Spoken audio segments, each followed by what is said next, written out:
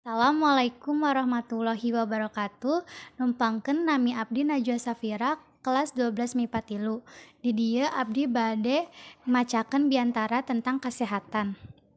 Assalamualaikum warahmatullahi wabarakatuh.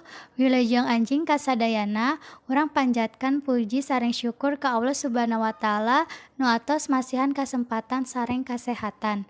Nu mana urang tiasa patepang rarai di acara ieu. Ibu Bapak Guru anu dipika hormat, sareng rerencangan anu dipika cinta, para wargi anu dipika hormat ku simkuring. Dina waktu ieu abdi bade ngadogikeun pentingna urang ngajaga kasehatan kanggo hirup urang sadaya. Urang sadaya wajib ngajaga kasehatan sareng kabersihan lingkungan. Teras urang teh kedah ngalaksanakan hirup sadidinten jeung cara nu sehat. Misalna, meresihan awak pas urang keur ibak, meresihan kuku, nyikat waos anu rutin jeung sajabana. Ta eta teh conto cara hirup nu sehat. Conto anu sanesna, urang kedah mincen runta di tempatna, teu kenging sembarangan.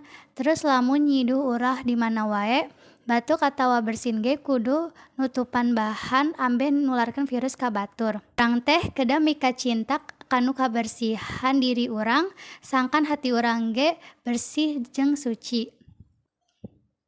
Lamun urang hoyong janten jalmi anu jak-jak waringkas, urang kedah soson-soson meresihan diri urang sorangan tina segala kotor nu aya.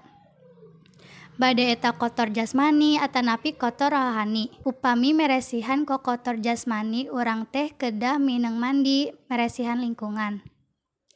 Tuluy kumaha lamun bade meresihan ko kotor rohani, carana nyaeta ningkatkeun kaimanan urang jeung ibadah urang ka Gusti Allah.